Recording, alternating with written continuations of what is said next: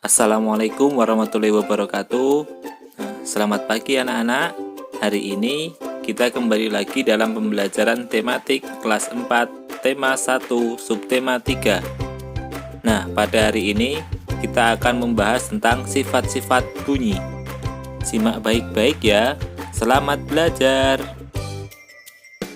Nah, seperti yang kita pelajari sebelumnya, bahwa bunyi itu berasal dari getaran atau benda-benda yang bergetar, dan benda-benda yang bergetar dan menghasilkan bunyi itu disebut sebagai sumber bunyi.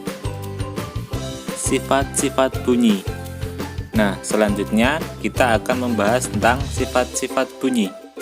Sifat bunyi yang pertama adalah bunyi dapat merambat melalui benda padat, cair, dan gas. Akan tetapi bunyi tidak dapat merambat pada ruang hampa. Berikut adalah contoh-contoh bunyi dapat merambat melalui benda cair, padat, dan gas. Sifat bunyi yang selanjutnya adalah bunyi juga dapat diserap. Benda apa saja yang dapat menyerap bunyi? Nah, benda-benda yang dapat menyerap bunyi diantaranya ada wol, spons, kertas, kain, busa, karpet, karet, dan juga goni. Oleh karena itu, dinding dan langit-langit gedung pertemuan, studio rekaman, dan gedung bioskop biasanya dilapisi dengan bahan-bahan tadi supaya tidak terjadi gaung atau gema. Sifat bunyi yang ketiga adalah bunyi dapat dipantulkan. Nah, seperti bola yang memantul, bunyi juga dapat dipantulkan jika mengenai permukaan benda yang keras. Misalnya dinding, tebing, pegunungan, kaca, kayu, dan besi. Macam-macam bunyi pantul itu ada dua. Yang pertama, gema. Yang kedua, gaung atau kerdam. Apakah gema itu? Nah, gema adalah bunyi pantul yang terdengar setelah bunyi asli. Ada jeda waktu antara bunyi asli dan bunyi pantul. Gema terjadi jika jarak sumber bunyi jauh dari bidang pantul. Contohnya adalah saat kita berteriak di daerah pegunungan, di lapangan, lembah, dan lain-lain.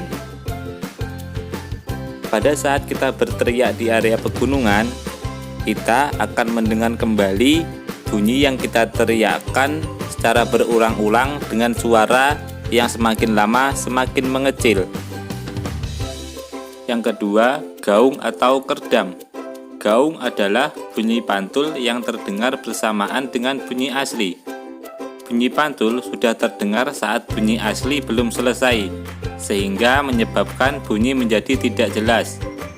Nah, gaung biasanya terjadi jika jarak sumber bunyi dekat dari bidang pantul, atau kita berada di tempat yang tidak terlalu luas, seperti di ruangan kosong, di ruang sempit, ruang tertutup, di depan tebing, dan yang lainnya.